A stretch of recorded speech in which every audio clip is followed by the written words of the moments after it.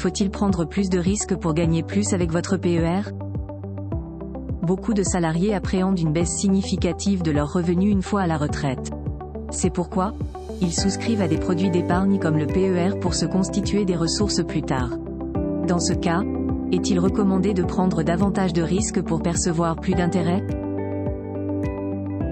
Les unités de compte, mieux récompensées.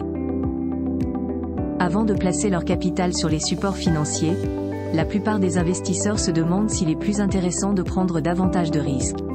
D'après les statistiques publiées concernant l'année 2023, les assurés les plus audacieux qui ont choisi une part importante des UC ou unités de compte ont été les plus gratifiés. En 2023, le rendement moyen net de frais des UC s'établissait à 6,2% contre 2,6% seulement pour les fonds en euros. Cet exploit des UC a été renforcé par les marchés des actifs et des actions qui représentaient jusqu'à 56% des investissements effectués vers la dernière période de 2023. Par ailleurs, l'année dernière a également été marquée par une envolée des performances des principales bourses mondiales. Toutefois, cette tendance à la hausse était l'inverse de la situation en 2022 qui était marquée par une baisse du rendement des UC.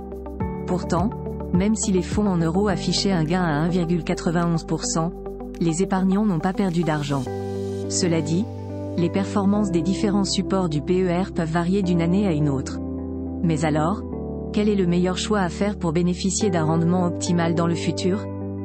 D'après les chiffres de la Fédération des assureurs, le rendement médian des UC entre 2017 à 2022 était de 2,09% contre 1,56% pour les fonds en euros.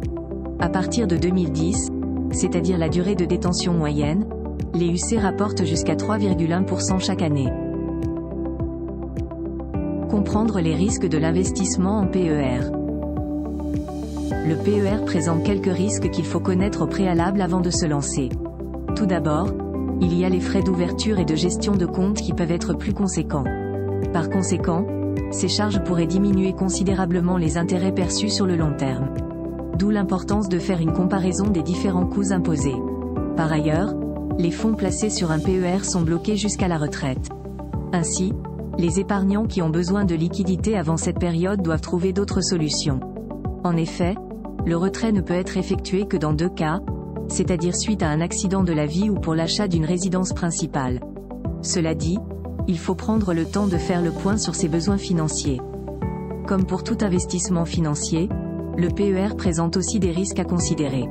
Justement, en cas de baisse des marchés financiers, la valeur des épargnes pourrait suivre la même tendance.